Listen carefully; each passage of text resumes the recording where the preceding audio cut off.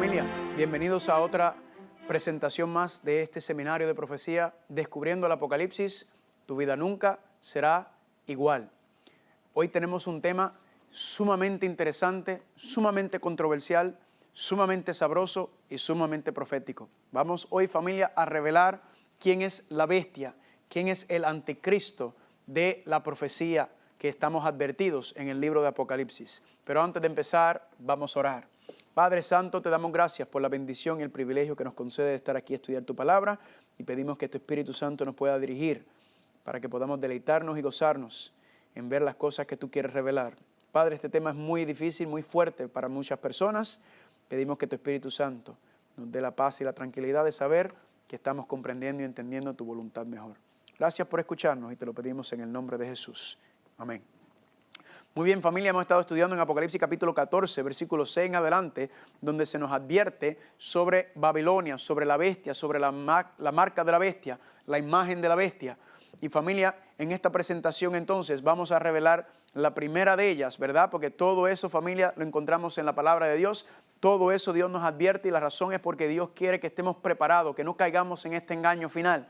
Y entonces, familia, cuando vamos entonces a entender, empezamos cómo es el ciclo profético, ¿verdad? La recapitulación que el Señor utiliza. Y empezamos en Daniel capítulo 2, luego fuimos a Daniel capítulo 7, Daniel capítulo 8, luego familia, Apocalipsis capítulo 13. Y utilizando el método de recapitulación, vemos entonces que pudimos sacar varias características que nos identifican y nos ayudan a ver quién es este cuerno pequeño, este anticristo de la profecía. Familia, este sistema conocido como la bestia de Apocalipsis, el cuerno pequeño, es un sistema muy conocido en el mundo. Es un sistema que está en todas partes del mundo y quizás usted que está viendo esta programación, también usted quizás sea parte de este sistema. Quiero recalcar y quiero decirle que el problema no son las personas que pertenecen a este sistema, sino el problema es el sistema en sí. Lo que enseña, las doctrinas, las prácticas, familia, que lamentablemente vamos a ver que son en contra de la misma palabra de Dios. Y quiero decirle también que la mayoría de las personas de mi familia pertenecen a este sistema, así que yo estoy muy consciente, familia, de las consecuencias sobre hablar este tema. Pero cuando yo le dije al Señor que yo quería predicar su palabra, tenía que predicarlo todo. O sea, yo no estoy aquí para tratar de ganar un concurso de popularidad, porque si no evitaría este tema, pero no puedo evitarlo porque está en las profecías de Apocalipsis y nos está hablando del engaño que se va a levantar. Así que este sistema, familia, quiero decirle, hay muchas personas muy sinceras en este sistema. La mayoría de las personas son gente sincera, honesta, ¿verdad? Que simplemente están siguiendo lo que se les enseñó, lo que ellos conocían cuando se criaron y están siguiendo los mismos pasos de la tradición de la familia. No estamos hablando de las personas, estamos hablando del sistema y quiero recalcar eso, del sistema, de las enseñanzas, las prácticas, las doctrinas, ¿verdad? No estamos juzgando a nadie, familia. De hecho, vamos a ver que cuando nos analizamos a nivel estructural, ¿verdad? Entonces lo que sucede con las personas es que lamentablemente la mayoría de las personas ni saben todo lo que vamos a decir. El 99% de las personas que pertenecen a este sistema, familia, no saben lo que nosotros vamos a estar hablando. Ellos mismos están siendo engañados por el mismo sistema. Así que quiero decirle, familia, que es un tema fuerte, es un tema difícil, pero quiero que sepamos que vamos a tener una gran bendición, porque Dios no es carnicero, Dios es cirujano. El carnicero usa el cuchillo para matar y para comer, pero el cirujano usa el cuchillo para abrir y para limpiar, ¿verdad? Para sanar. Y aunque esto puede ser un tema muy difícil, quiero que entiendas que Dios siempre nos trae consuelo, nos da tranquilidad en saber que nos está revelando las cosas para que no caigamos en el engaño final. Porque, ¿qué pasa si malinterpretamos estas profecías? Corremos el riesgo de perdernos, familia. Así que, sin más preámbulos, cuando estamos hablando de la bestia de Apocalipsis, cuando estamos hablando del cuerno pequeño, donde hay más de 60 características, hoy solamente vamos a ver de 10 a 12, próximamente vamos a ver más características, pero familia, vas a ver que la evidencia es suficiente y más que abundante. La bestia de Apocalipsis, la nación que está mencionada en el libro de Apocalipsis, está representado por el Vaticano Y el cuerno pequeño, el anticristo, el rey pequeño, está representado por la oficina del papado. Ahora, antes de que pegue un grito y antes que dé un salto, vamos a repasar y vamos a ver las características y vamos a ver la evidencia que nos enseñan que efectivamente este es, familia. Porque recuerden, Dios no es Dios de confusión. Dios es un Dios de orden y Dios no nos va a dejar esto para que nosotros vengamos y estemos confundidos y malentender las cosas. La palabra y la profecía es clara y eso lo vamos a ver hoy. Vamos a empezar con lo que habíamos estudiado anteriormente. Ahí está la bestia de Apocalipsis, ¿verdad? Recuerden las 4 bestias de Daniel capítulo 2 y capítulo 7. 4 bestias grandes que se levantan. Babilonia, Medo-Persa, el imperio romano, Babilonia, Medo-Persa, Grecia, el imperio romano. Y luego dice que la 4ª bestia, el imperio romano, ¿qué sucede? Que la profecía de Daniel 2 dice que nadie iba a conquistar a la 4ª bestia, sino que la 4ª bestia se iba a deshacer, se iba a dividir, ¿verdad? Y al dividirse entonces, se iba primero a dividir en 2, luego se iba a dividir el lado occidental en 10, que son las 10 naciones de Europa, y luego se iba a levantar el cuerno pequeño entre medio. Y cuando analizamos Daniel capítulo 2 nos dice, cuando vimos que en las piernas de hierro, luego pasan a los pies, y en el pie ya no es de hierro nada más, sino que se le une el barro, se le une la iglesia al hierro. En otras palabras, esos pies representan la continuación del imperio romano, en donde se le une, ¿qué cosa? Se le une la iglesia.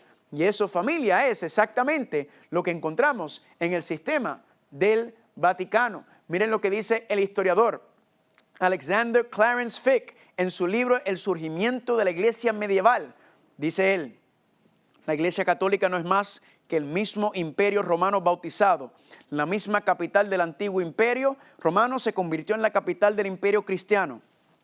El cargo de sumo pontífice fue heredado ¿por quién? Por el Papa.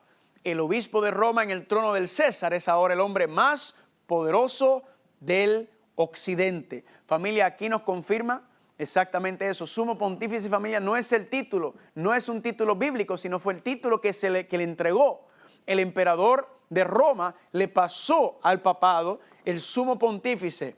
Y cuando se habla entonces de que el hombre más poderoso de Occidente, no sé si usted ha visto recientemente CNN sacó una serie de documental sobre el papado y sabe cuál era el título, el hombre más poderoso del mundo, ¿verdad?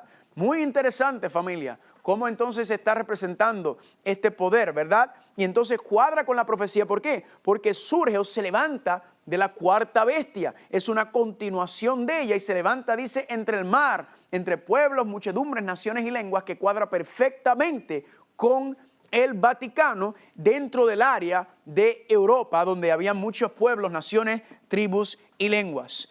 La próxima característica que podemos mirar es que decía que ese cuerno pequeño, ¿verdad? El cuerno número 11 dice que era más pequeño, pero parecía más grande que sus compañeros, aunque era más pequeño. ¿A qué se refiere con eso, familia? Pues es interesante notar que aunque este cuerno se levanta entre los 10 poderes de Europa, era más chiquito pero más poderoso. Sacamos de la página de la Ciudad del Vaticano donde dice, con una superficie de apenas 44 hectáreas, la Ciudad del Vaticano es el estado independiente más pequeño del mundo, ya sea por el número de habitantes que por su territorio. Esa información la encontramos en la página del Vaticano. Esta información, familia, que estamos presentando no es ninguna información secreta, ¿verdad? Aquí no hay ninguna conspiración. Todo esto, familia, usted lo encuentra fácilmente.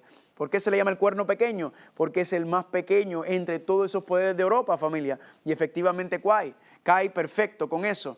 El Vaticano no es solamente la sede de la Iglesia Católica, familia, sino el Vaticano es un país independiente, soberano, con ese elemento.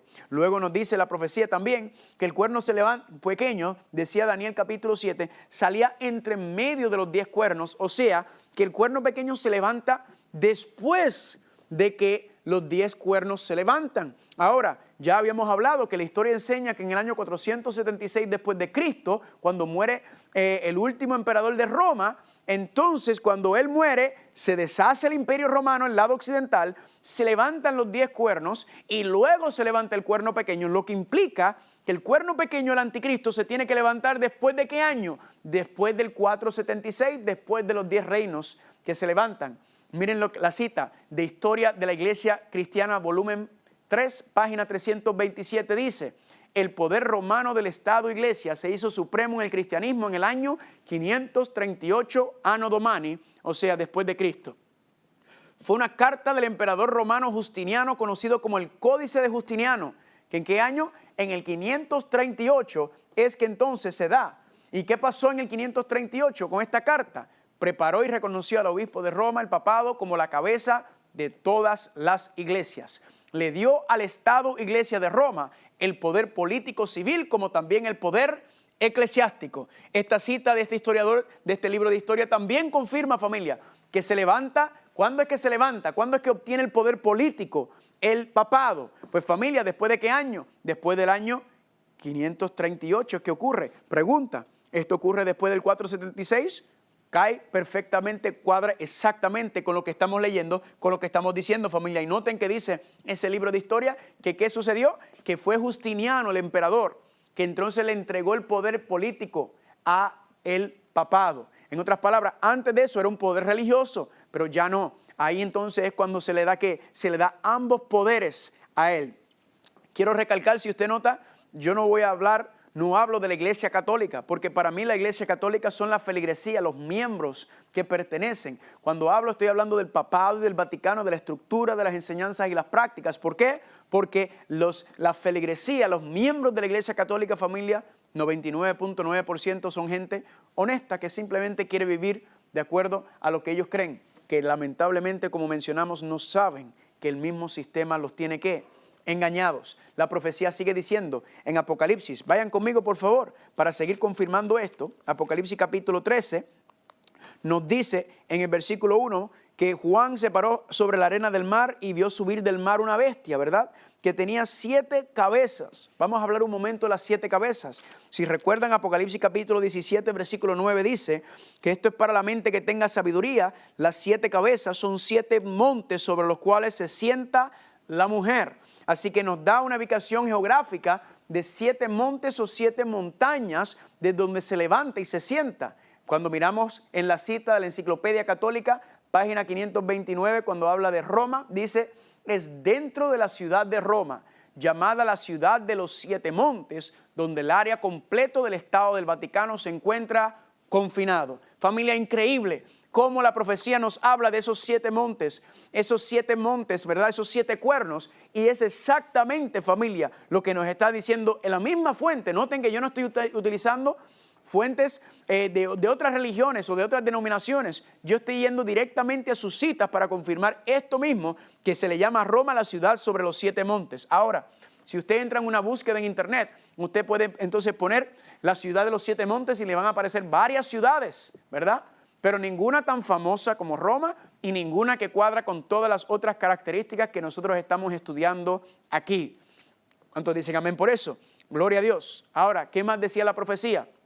Decía la profecía en Daniel capítulo 7 que iba a levantarse ¿qué? Que iba a haber un cuerno pequeño, ¿verdad que sí? Que se iba a levantar entre medio de los 10 cuernos. Yo quiero que vayas conmigo para leerlo, para confirmar esto, para que estamos, ¿verdad?, dando un repasito sobre lo que dice aquí. Miren lo que dice Daniel capítulo 7, versículo número 24. Dice, los 10 cuernos significa que de aquel reino se levantarán 10 reyes y tras ellos se levantará otro rey o otro cuerno, el cual será diferente de los primeros y a 3 reyes derribará.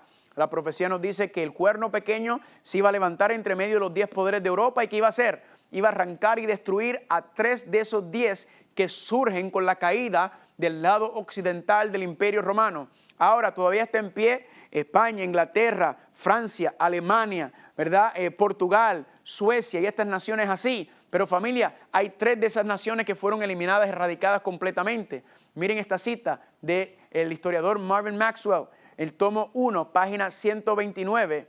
A Dios le interesa. Dice, el emperador católico Zeno elaboró un tratado con los ostrogodos en el año 487 que resultó en la erradicación del reino de los érulos en el año 493. Ahí se fueron los érulos. El emperador católico Justiniano exterminó a los vándalos en el año 534 y también destruyó el reino de los ostrogodos en el año 538. Los érulos, los vándalos y los ostrogodos, familia. Usted puede entrar a hacer una búsqueda, cualquier libro de historia durante esta época y usted va a encontrar algo, familia, que estos tres reinos, estos tres cuernos de entre los poderes de Europa que surgen después de la caída del Imperio Romano, fueron arrancados, fueron destruidos, fueron quitados. ¿Por qué razón? Porque no querían someterse al poder del Vaticano. De hecho, si notas ahí dice que en el 538 fueron los ostrogodos los últimos eliminados. ¿Por qué es interesante notar eso? Porque el 538 es el año cuando Justiniano le entrega el poder político y civil al papado, y ahí es donde se convierte en lo que la profecía le llama entonces el rey, el cuerno pequeño, donde obtiene el poder político. A eso, familia, es lo que está hablando. Y claramente, repito, esto no es nada que estamos escondidos, esto no es información, esto no es ninguna conspiración. Toda esta información usted la puede confirmar y buscar. Pero también nos dice la profecía, familia, si recuerdan, decía que el cuerno pequeño que era, decía que era diferente de los demás, ¿verdad? ¿Por qué es diferente el cuerno pequeño? Pues vamos a ver, familia, por una razón muy sencilla. Es diferente de los demás reinos porque está utilizando el poder del Estado con el poder de la religión, el poder del cristianismo específicamente. Este es el problema que tiene, familia. Esta es la unión del hierro y el barro, familia, después de la caída del Imperio Romano. Es que se iba a tratar de unir el poder de la iglesia cristiana con el poder político. Y por eso sacamos, y le muestro esta cita, de la Enciclopedia Católica Online. Nuevamente usted puede encontrar esto, Catholic Encyclopedia Online. ¿Y qué dice? Papado. El término se emplea en un contexto eclesiástico histórico, o sea, religioso y político. En el primero de estos denota el sistema eclesiástico, en donde el Papa, como sucesor de San Pedro, y noten la frase, vicario de Jesucristo, gobierna la Iglesia Católica como su jefe supremo. Ahí no hay ningún problema, eso es lo que ellos dicen, que ellos son la continuación de eso, tienen todo el derecho de decirlo. Pero noten lo que dice aquí. En este último, o sea, en el histórico, significa la influencia papal vista como una fuerza política, ¿en dónde? En la historia. Familia, esa misma fuente de ellos dicen que el papado no solamente tiene poder religioso, sino también poder, ¿qué? Poder político, familia. Es la misma fuente de ellos confirmando que anda en ambas esferas. Quiere ser el rey, como dice Daniel capítulo 8, de manera terrenal, pero también quiere dominar en los asuntos religiosos. Y Cristo dijo, no me unas el Estado y la iglesia. La iglesia no debe estar mandando al Estado y el Estado no debe estar mandando a la iglesia, sino que ¿qué? Que cada cual en su esfera. Pero aquí, ¿qué sucede? Que el Vaticano no escucha. Miren de este corte de periódico que se llama Iglesia y Política. Esto fue Francisco el 3 de junio del 2016 de la Fuente Católica. Dice él, la iglesia está llamada a comprometerse. No cabe el adagio de la Ilustración que la iglesia no deba meterse en la política. La iglesia debe meterse en la gran política, consideró el pontífice durante la cumbre de ¿qué? De jueces y fiscales celebrada en el Vaticano. Francisco dice claramente que la iglesia debe estar involucrada en los asuntos políticos y noten que había ¿qué? Una cumbre de jueces y fiscales en el Vaticano. Y le hago una pregunta, ¿por qué tiene que haber una celebración, una reunión de jueces y fiscales? ¿A qué lado pertenecen los jueces y fiscales? No al lado religioso, sino al lado político, civil. Y sin embargo, ¿qué pasa? Que estaba teniendo una cumbre ellos mismos, ahí mismo en el Vaticano. Familia, este es el problema que estamos viendo, familia, en donde estos poderes se están uniendo en este sistema, familia. ¿Y cuál es el problema? La persecución, como vamos a confirmar ya mismo. La profecía también dice que el cuerno pequeño hablaría grandes cosas, palabras, blasfemias contra Dios, ¿verdad? Se sienta en el trono de Dios y se hace pasar por Dios. Y vimos entonces que cuando dice que las blasfemias que habló en Apocalipsis capítulo 13, dice las blasfemias, estudiamos que era una blasfemia. Y vimos que en Juan capítulo 10 a Cristo se le acusó de cometer una blasfemia porque él dijo que él era uno con Dios. Y dice, no, nosotros te queremos apedrear, los judíos le dijeron, porque tú cometiste una blasfemia diciendo que tú eres tu hombre, tú eres Dios siendo un hombre. Y también fuimos a Lucas capítulo 5, donde habló y mencionó de la sanación del paralítico. Y Jesucristo le sanó los pecados y le dijeron, cometes blasfemia. ¿Quién puede cometer esta blasfemia de perdonar pecados? Solo Dios perdona pecados, familia. Vamos a ver esos dos elementos. Miren aquí la cita en el libro Evangelical Christendom, volumen 49, de enero 1 del 1895. Este fue la cita del Papa Pío X. Dice así, el Papa no es solamente el representante de Jesucristo, por el contrario, Él es Jesucristo mismo bajo el velo de la carne. habla el Papa y es Jesucristo quien está hablando. Esa familia es el Papa Pío X que dijo eso. ¿Qué dice qué? Que el Papa no es solamente representa a Cristo, sino que Él es el mismo Jesucristo, familia. Yo no sé de dónde usted viene, pero donde yo vengo, eso se llama una blasfemia. Miren lo que dice el Papa Pío IX, como está citado en el libro La historia de la iglesia cristiana.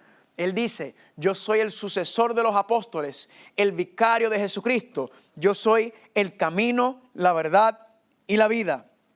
Tremenda familia, tremenda blasfemia lo que estaba diciendo él. Porque él decía que ¿qué? Él estaba diciendo que él era el camino, la verdad y la vida. Y la vida, familia. Estas citas escandalizan a cualquiera. Y por eso digo que la mayoría de los católicos no conocen de esto. ¿Por qué? Porque ellos no dicen estas cosas tan abiertamente. Aunque sí lo han tratado de suavizar, pero están diciendo exactamente lo mismo. Mira cómo dijo Juan Pablo II en su libro Crossing the Threshold of Hope.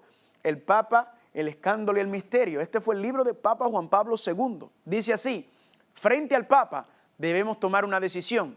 El líder de la Iglesia Católica es definido por la fe como el vicario de Jesucristo. El Papa es considerado el hombre en la tierra que representa el Hijo de Dios, ¿verdad? Que ocupa el lugar de la segunda persona del omnipotente Dios. Noten esa frase, el vicario de Jesucristo. Ya es la segunda vez que vemos esa frase, vicario de Jesucristo, vicario de Jesucristo, vicario de Jesucristo. Vamos a ver que ese nombre es consistente por medio de todas las fuentes de información. Pero noten también que dice que el Papa es ¿quién? El que ocupa el lugar de Cristo. Ese concepto de ocupar el lugar de Cristo, ¿qué es? El anticristo, el que se pone en el lugar de Cristo, el que dice ser Cristo en la tierra, familia.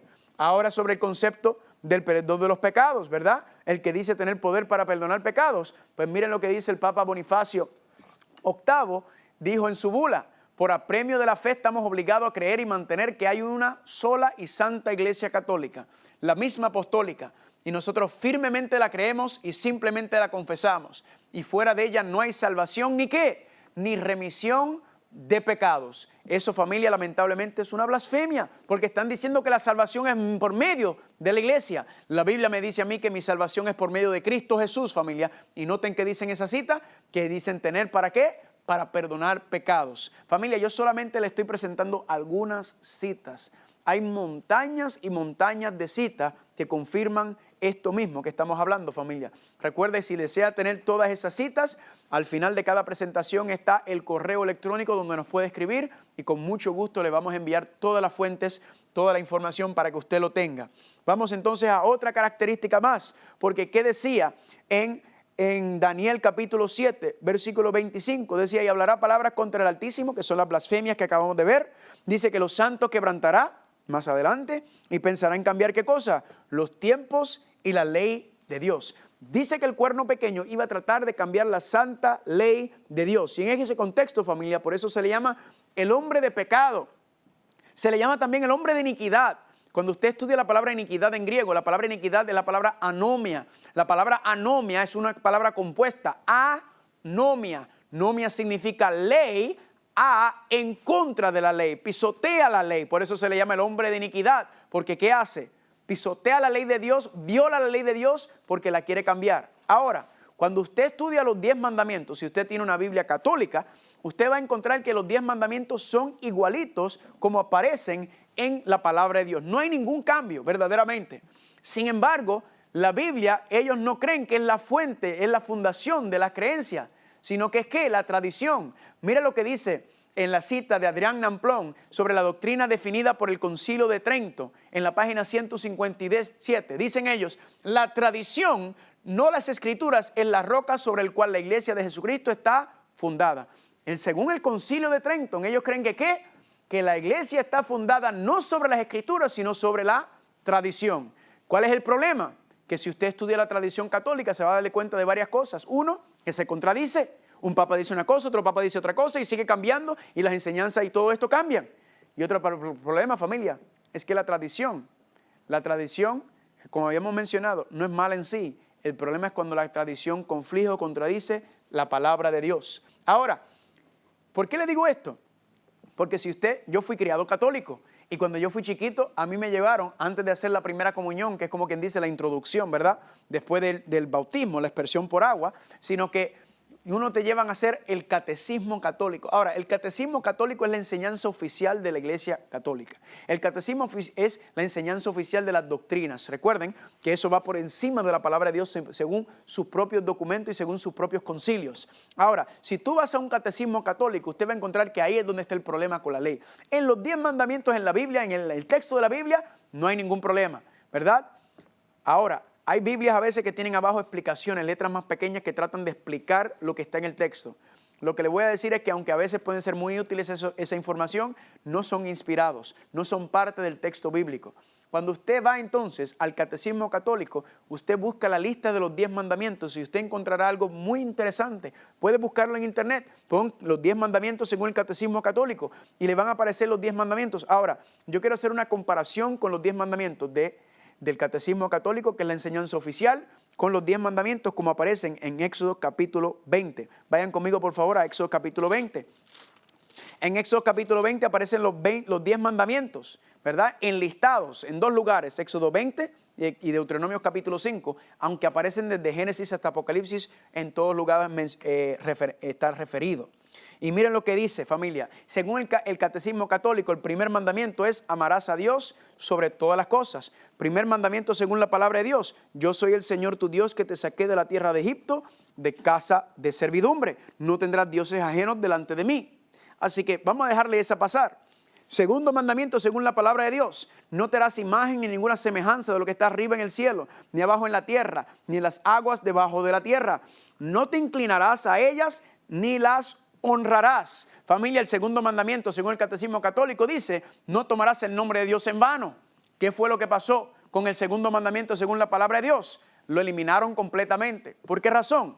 Porque si usted ha ido a alguna institución, a alguna iglesia católica, usted que ve ídolos, imágenes en todas partes, familia, ¿verdad? Lamentablemente, entonces, para poder justificarse, tuvieron que quitar el segundo mandamiento porque estaría una clara contradicción. ¿Cuál es el problema ahora? Que al eliminar el segundo mandamiento, ahora se quedaron con 9. Le voy a mostrar cómo resolvieron ese problema. Tercer mandamiento según la palabra de Dios, Éxodo 27, no tomarás el nombre del Señor tu Dios en vano, porque no dará por inocente el Señor al que tomare su nombre en vano. Claro, ahora ese es el segundo en el Catecismo Católico: no tomarás el nombre del Señor Dios en vano. Cuarto mandamiento según la palabra de Dios: acuérdate ¿de qué? Del sábado, para santificarlo. 6 días trabajarás y harás toda tu obra, mas el séptimo día es reposo. ¿Para Carlos Muñoz Acosta? No, para el Señor tu Dios. Familia, el cuarto mandamiento tiene que ver ¿con qué? Con el sábado. Y en las Biblias católicas, de hecho, dice claramente la palabra sábado. Ahora, según el Catecismo Católico, ¿cuál es lo que dice el tercer mandamiento? Porque acuérdate que quitaron uno: santificarás el domingo y las fiestas. En otras palabras, familia, ¿qué hicieron ellos? Cambiaron la santidad del sábado. ¿Por qué día? Por el domingo, el primer día de la semana. Vamos a seguir con los 10 mandamientos. El quinto mandamiento, versículo 12, honra a tu padre y a tu madre. Ese es el cuarto, el mismo. El sexto, no matarás. Quinto, no matarás. El séptimo, no cometerás adulterio. El sexto, no cometerás actos impuros, el mismo. El octavo, no hurtarás, no robarás, el séptimo. El noveno, versículo 16, no hablarás palabras contra tu prójimo. En el Catecismo Católico es el número 8, no dirás falso testimonio. Ahora quiero que leamos el 10º mandamiento. En el versículo 17 dice: no codiciarás la casa de tu prójimo, no codiciarás la mujer de tu prójimo, ni su siervo, ni su criada, ni su buey, ni su asno, ni cosa alguna de tu prójimo. El versículo 17, el 10º mandamiento, tiene que ver ¿con qué? Con la codicia. ¿Qué dice el 9º mandamiento según el Catecismo Católico? No codiciarás la mujer de tu prójimo. Y el número 10 dice: no codiciarás los bienes de tu prójimo. ¿Qué fue lo que hicieron, familia, con el 10º mandamiento de la palabra de Dios? Lo dividieron en 2. ¿Por qué razón? Porque se quedaron con 9 por haber eliminado el segundo, y entonces no van a andar diciendo que tienen 9 mandamientos. Agarraron el 10º y lo dividieron en 2. Pregunta: se confirma el cumplimiento profético de que fue cambiado, de que el cuerno pequeño cambió, el Vaticano, el papado cambió la santa ley de Dios, o mejor dicho, trató de cambiar la ley de Dios. ¿Por qué trató y pensó? Porque la ley de Dios fue escrita por su propio dedo en tablas de piedra, familia. Y esto mismo, familia, es lo que estamos confirmando, esto mismo es lo que estamos viendo. De hecho, dice dentro del Catecismo del Converso de la Doctrina Católica por Peter German, dice, eres protestante y profesas tenerte por la Biblia y la Biblia sola, y sin embargo en un asunto tan importante como la observancia de un día de cada 7, como el día santo, vas en contra de la clara enseñanza de la Biblia y pones otro día en el lugar de ese día que la Biblia ordena. Familia, ¿está claro o no está claro lo que están diciendo aquí? Están diciendo que aquellos que dicen ser protestantes están confirmando y mirando y viendo que exactamente esto es lo que están hablando. Están diciendo, familia, que tú dices que sigues la palabra de Dios y sin embargo estás siguiendo mi palabra. Sigue diciendo, el mandamiento de santificar el séptimo día es uno de los 10 mandamientos. ¿Crees que los otros 9 rigen todavía? ¿Quién te ha dado autoridad para pisotear el cuarto? Si eres consistente con tus propios principios, si realmente sigues la Biblia y solo la Biblia, recuerden, esto le están hablando a los protestantes. Habrás de poder señalar alguna porción del Nuevo Testamento en donde este cuarto mandamiento sea expresamente alterado. Y disculpen, esto no venía del Catecismo Católico, esto venía de extractos ¿Por qué no santificas el día del sábado?, publicado por la Iglesia Católica en el 1869. En otras palabras, familia, ¿qué es lo que le estaba diciendo? Le está diciendo a los protestantes, miren ustedes, dicen que siguen la Biblia y la Biblia nada más, y sin embargo, en un asunto tan importante como lo es el cuarto mandamiento, el día santo del Señor, ustedes no están siguiendo la Biblia, ustedes están siguiendo, ¿qué cosa? Ustedes están siguiendo a nosotros. Y miren esta próxima cita de el Catholic Press, Sydney, Australia, de agosto 1990, dice, desde el principio hasta el final de las Escrituras no existe un solo texto que autorice la transferencia de la adoración semanal pública del último día de la semana sábado al primer día domingo.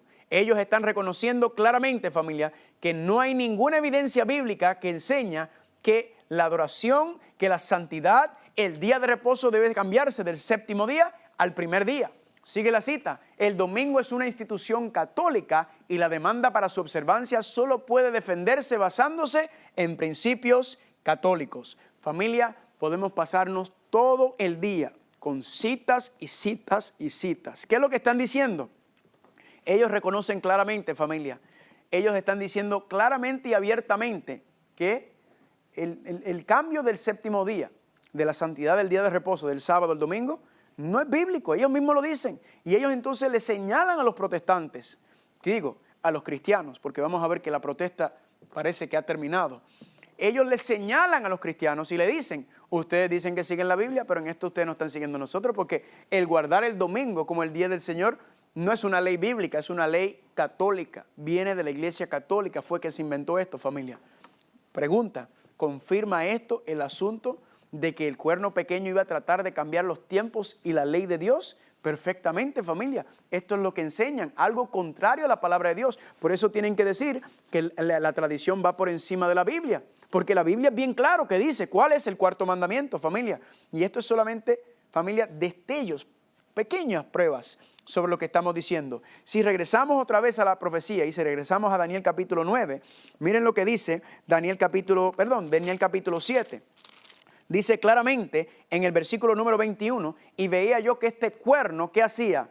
¿Hacía qué? Hacía guerra contra los santos y los vencía. Y dice el versículo 25, y fueron entregados en sus manos hasta tiempo sí, la mitad de un tiempo. Familia, aquí entonces nos habla de los 1260 días, que ya sabemos que son 1260 años. Ahora, la pregunta es, ¿cuándo fue que comenzó el poder político del papado, el comienzo de los 1260 años? Pues bien fácil, familia, comenzó en el año 538, como ya leímos en la cita anterior. En el año 538 es cuando Justiniano le entrega el poder político al obispo de Roma, al papa, y ahí comienzan, familia, los 1260 años. Ahora, si al año 538, si tiene su calculadora, sáquela ahí por favor, y súmale al 538, 1260 años. Y eso te va a dar una fecha.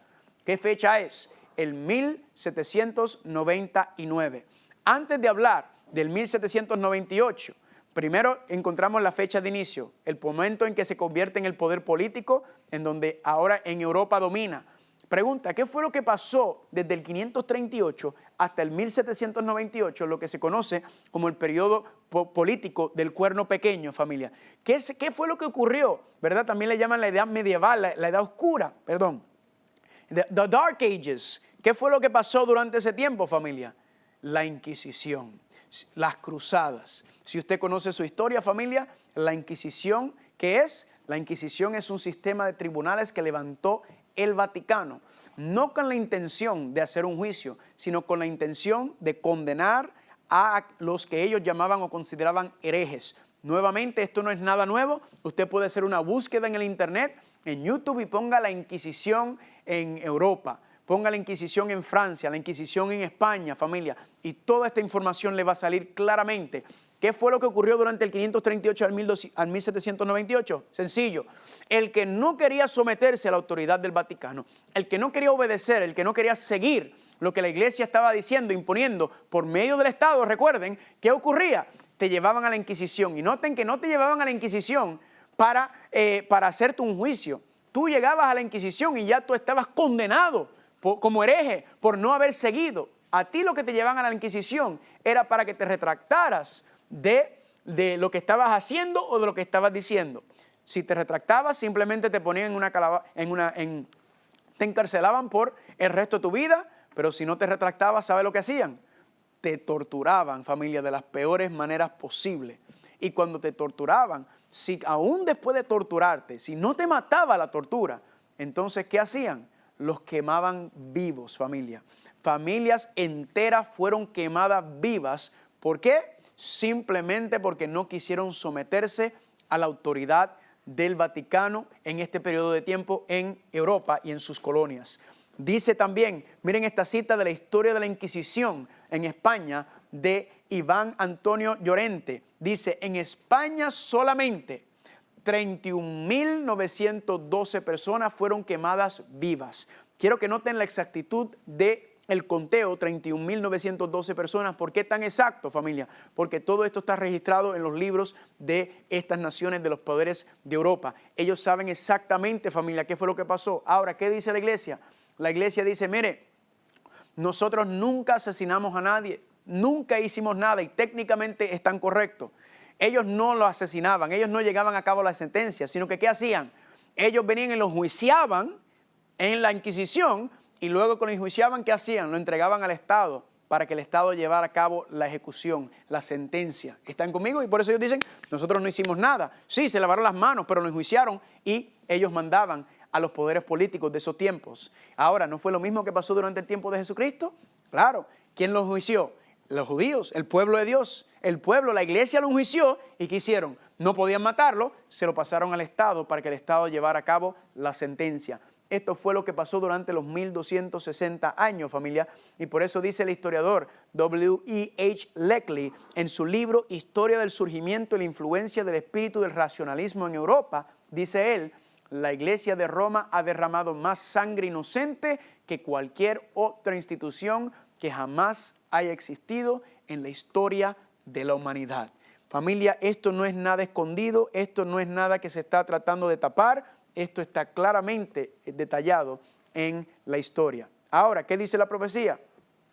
Que la herida sanará, ¿verdad que sí? Así que recibirá una herida. Cuando recibe la herida, ¿verdad? Pues recibe la herida al final de los 1260 años, en el año 1798. Miren qué increíble es la profecía, familia. Que en el mismo año que terminan los 1260 años, en el mismo año 1798, ¿qué fue lo que ocurrió? Familia, los poderes de Europa se cansaron de la corrupción y los abusos del Vaticano. ¿Y qué hicieron? Se le levantaron en contra. Y esto comenzó en Francia. Francia, la gran revolución francesa, ¿verdad? Un acontecimiento histórico extremadamente influencial sobre el mundo entero. Pues dice, familia, que se levantaron en contra de los abusos. ¿Y qué hizo? Napoleón Bonaparte se cansó y ¿qué hizo? Envió a su general Berthier. Miren esta cita de Joseph Rickaby, el papado moderno, dice así: Berthier llegó a Roma el 10 de febrero del 1798 y proclamó una república. La mitad de Europa pensó que se seguiría Napoleón y en lo que se refiere al Papa, el papado estaba muerto, familia. Este historiador confirmando, familia, que eso mismo fue lo que pasó.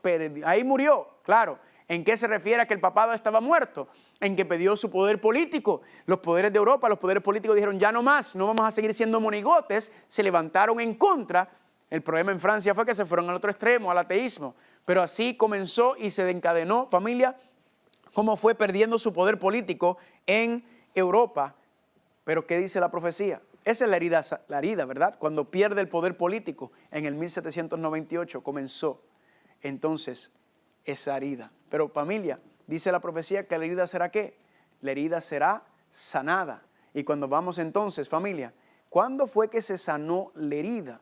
Pues es interesante notar que según la página del Vaticano, vemos esta cita, dice: el Estado de la Ciudad del Vaticano nació con el Tratado de Letrán, firmado entre la Santa Sede e Italia el 11 de febrero del 1929. En el 1929 lo que hace Mussolini es que le devuelve el poder político, le devuelve al papado su territorio. Lo había perdido todo en el 1798, pero ahora se le devuelve el pedacito de tierra. No le devuelven todo lo que tenía, pero le devolvieron un pedacito, ¿verdad? Y se lo dieron, familia, en ese momento. Entonces, ¿qué sucede? El papado se levanta y dice: bueno, nuevamente soy rey. Había perdido el poder político en el 1798, pero ¿ahora qué? Ahora en el 1929 obtiene el poder político nuevamente. Ya no está muerto como estaba, ya no dejó de ceder, sino aunque sea poquito. Y en un principio, en un inicio, ahora tiene poder. Por eso miren cómo dice el San Francisco Chronicle, el 11 de febrero del 1929, de ese mismo día decía en la cita: la incógnita romana se convirtió en algo del pasado. Y el Vaticano está en paz con Italia al poner sus autógrafos en este documento histórico. La herida ha sanado. Un periódico secular diciendo que la herida sanada. Ahora, la herida no sanó en el 1929, sino que comenzó a sanar, porque recuerden que si la herida se causa porque pierde el poder político, significa que la herida se sana cuando ¿qué? Cuando recupera nuevamente el poder político. Ya les mencioné que esta vez, cuando la herida se sane, cuando recupere totalmente el poder político, no van a ser los poderes de Europa quien ella va a buscar, sino van a ser los poderes de todos los reyes de la tierra, dice Apocalipsis capítulo 17.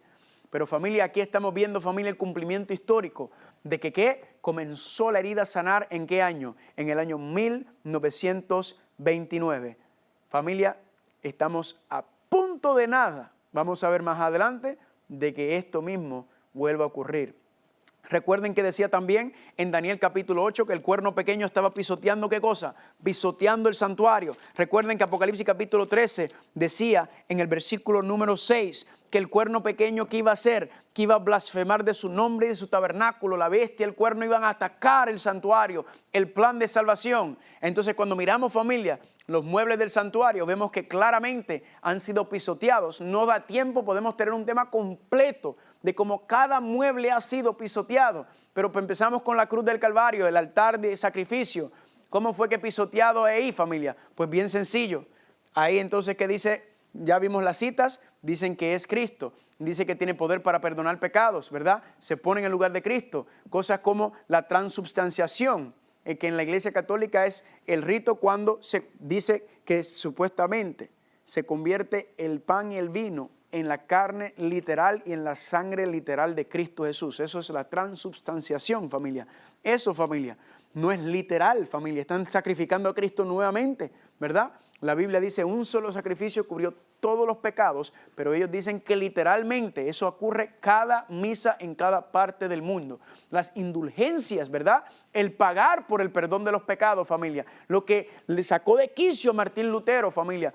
Todo eso, familia, es evidencia de cómo han pisoteado el altar de sacrificio. El próximo mueble es el lavacro. ¿Han pisoteado el lavacro que representa el bautismo? Claro que sí, ¿verdad? No bautizan por inmersión, como bíblicamente se dice, sino que le echan agüita en la cabeza y a un bebé. A mí me hicieron eso también cuando yo nací, pero yo como adulto seguí caminando y aprendí la verdad de Dios y yo la quise seguir.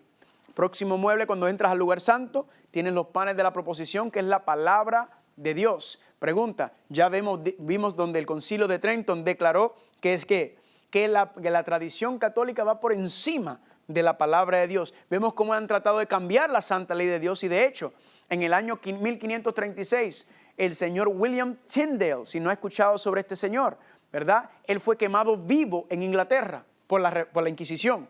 ¿Sabe cuál fue su gran crimen, familia? Que quiso traducir la palabra de Dios al inglés. Él es el original, el autor de lo que conocemos hoy en día como the King James Version of the Bible, simplemente por traducirlo al inglés. Familia, fue quemado vivo.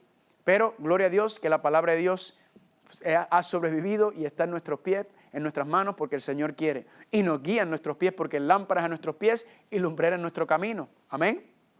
Próximo mueble, el altar de incienso, ¿verdad? El altar de incienso que representa las oraciones de nosotros que van directamente. Dice la Biblia que podemos ir confiadamente al trono de la gracia y nuestras oraciones van directamente. Pero ¿qué es lo que diseña el Vaticano? Que tú tienes que ir por medio de otros, de los santos y de otros intercesores. Pero la Biblia, familia, dice claramente en 1 de Timoteo capítulo 2 versículo 5 que hay un solo mediador, un solo intercesor entre Dios y los hombres. ¿Y es quién?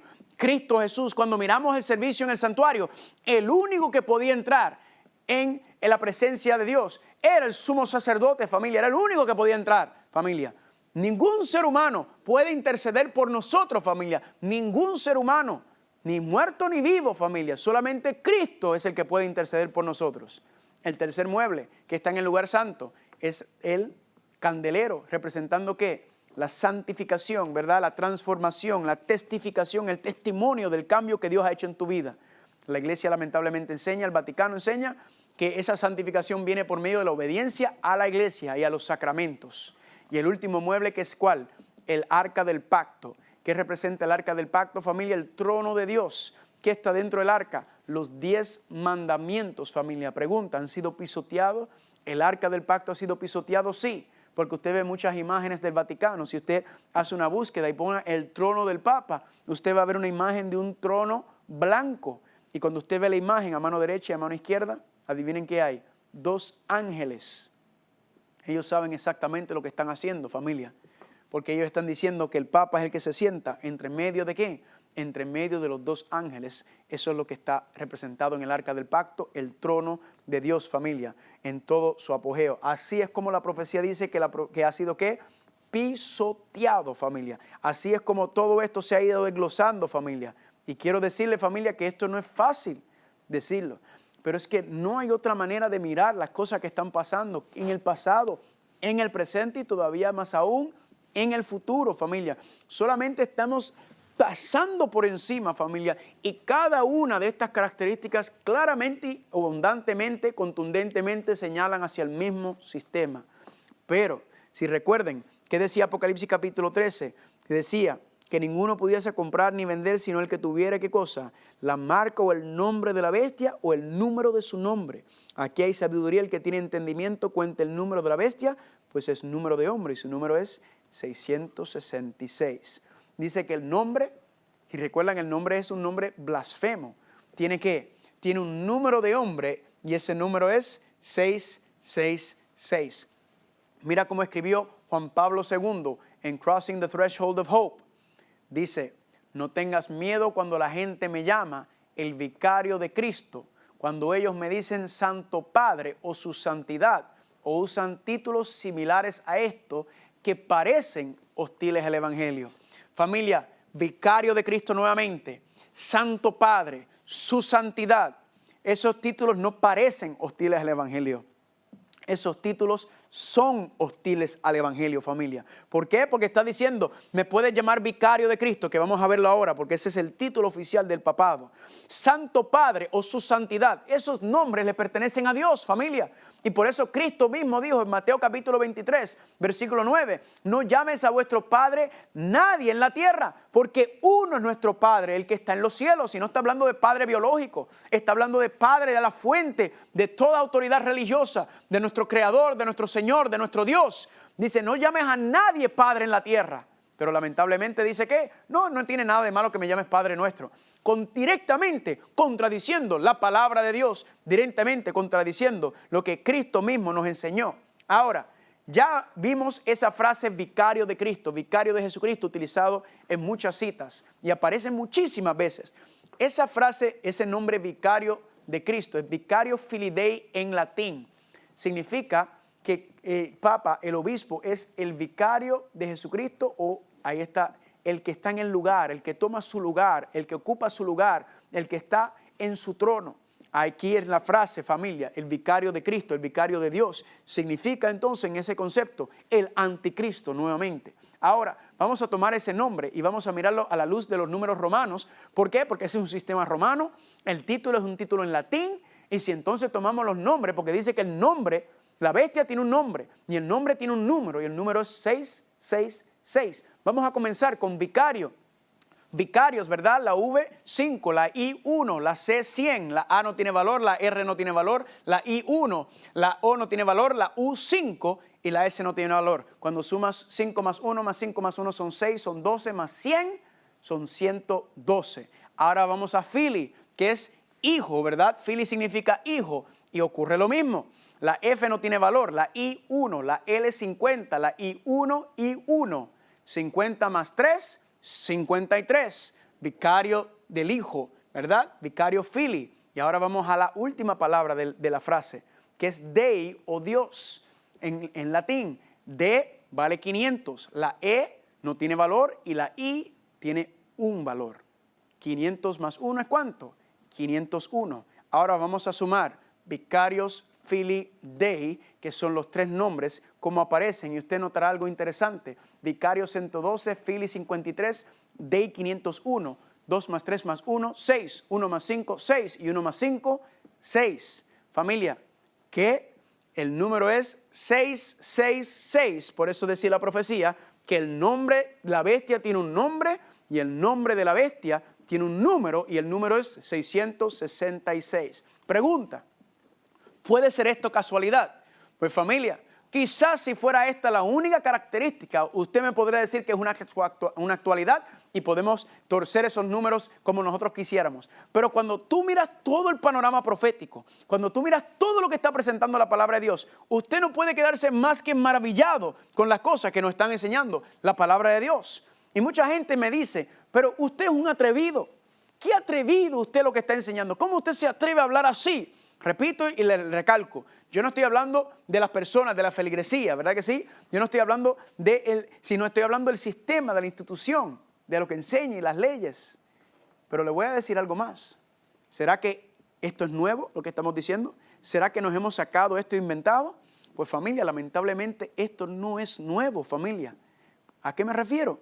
Esto de llamar, de decir que el papado es el anticristo, familia, esto era lo que enseñaban todos los reformadores protestantes. Martín Lutero, Wycliffe, Hus, todos enseñaban que el papado era el anticristo. Todas las iglesias protestantes en sus inicios, en sus primeras etapas, todas enseñaban lo mismo. La pregunta que le hago es, ¿qué ha pasado con la reforma protestante? Porque no están protestando ya, familia. Todas esas iglesias que surgen de ese movimiento profético llamado la Reforma Protestante, que vamos a ver más adelante, está explicado en los 7 sellos, en las 7 iglesias. Familia, ya no están protestando, familia. Es triste y lamentable, familia, lo que estamos viendo, familia.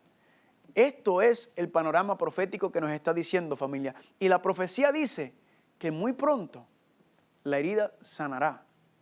Vamos a ver más adelante en los temas que vamos a tener, donde vamos a ver cuán cerca estamos de que la herida de la bestia se sane, familia, de que recupere el poder político. Y le hago una pregunta, ¿qué va a ocurrir cuando recupere nuevamente el poder político, familia? Pues lo que va a ocurrir, familia, es lo que pasó durante los 1260 años, que va a recuperar el poder político. Se le va, no familia, es que ella lo soltó el poder político en el 1798 y dijo, ay, mira, no, ya yo no necesito eso. Cristo nunca obligó a nadie a seguirlo. No fue que hubo una reforma, un cambio dentro del sistema del Vaticano. No, Lo que pasó fue que, ¿qué? Le quitaron el poder político. Ella cree que debería tener ese poder, familia, y lamentablemente la profecía dice que volverá a ocupar el poder político. Pero quiero mostrarle aquí, en Apocalipsis capítulo 17, para que usted vea lo que la profecía dice que va a pasar. Y esto va a ser, familia, en el futuro, y vamos a estudiar este capítulo también más adelante.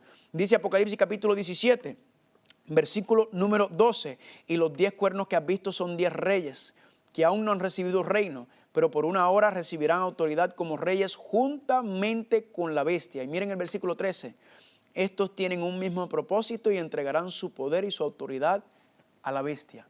La profecía nos está diciendo, familia, que el contexto de los 10 cuernos inicialmente, ¿verdad? Allá en Daniel estaba hablando de los 10 poderes de Europa. Pero ahora nos está diciendo Apocalipsis 17, que vamos a ver que el contexto del 17 es en el futuro. El contexto del 17 es cuando se levanta ella, el sistema, cuando se levanta con todo el poder político, pero esta vez el poder político que va a tener no son los poderes de Europa. La profecía lo que está diciendo es que los poderes políticos que va a tener son los de todos los reyes de la tierra, porque miren lo que dice el versículo 18, y la mujer que has visto es la gran ciudad que reina sobre los reyes de la tierra, familia. Lamentablemente va a llegar un momento en donde los gobiernos de esta tierra, familia, los reyes, al estar bebiendo del vino de Babilonia, familia, le van a rendir homenaje y le van a entregar el poder civil político. Pregunta, ¿no está pasando eso hoy en día? Familia, de una manera increíble que usted no se imagina. Hace unos años atrás, Francisco estuvo en el Congreso de los Estados Unidos. Se aparece en la Asamblea General de las Naciones Unidas, ¿verdad?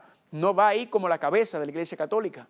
No, él va ahí como el rey del Vaticano. Él va en su posición diplomática de político. Y no va tampoco ahí, familia, a enseñarle sobre las 7 iglesias de Apocalipsis o sobre las bienaventuranzas de Cristo. Él va a establecer y adelantar su agenda política. Familia, yo sé que no es fácil esto, pero hoy solamente empezamos a correrle el velo, familia. Vamos a entrar más profundamente en todas estas cosas, familia. Y es una cosa difícil, yo lo entiendo, pero recuerden, Dios no es carnicero, Dios es cirujano. Y aunque esto duela, familia, tenemos que sentarnos a seguir estudiando, ¿verdad? Seguir buscando. No niegue lo que la profecía le está diciendo, familia. La evidencia es contundente. Solamente cubrimos como 10 hoy. Hay más de 60. Yo quiero que entiendan, familia, que la Biblia enseña en Apocalipsis capítulo 18, Dios dice claramente en el versículo 4, salid de ella, pueblo mío. Dentro de la Iglesia Católica hay un pueblo de Dios. Hay hombres y mujeres, jóvenes, que lo aman y lo sirven de acuerdo a lo que ellos conocen y entienden. Y Dios dice en el tiempo final, salid de ella. Y Cristo dice, mis ovejas escuchan mi voz y salen. Familia, la promesa de Dios es que aquellos que lo aman y lo honran van a salir de ese sistema. No es que se queden ahí para reformarla, porque eso fue lo que le pasó a Lutero y los demás, y no pudieron, y por eso los querían matar. Sino que, ¿qué? Hay que salir de ella. Ese es el llamado, familia, salir de ella. Porque Dios está diciendo, ella no está siguiendo mi palabra, ella está enseñando un cristianismo falso, torcido y apóstata. Orémosle al Señor para que el Señor nos siga mostrando estas grandes verdades, para que estemos preparados para las cosas que vendrán. Que el Señor te bendiga.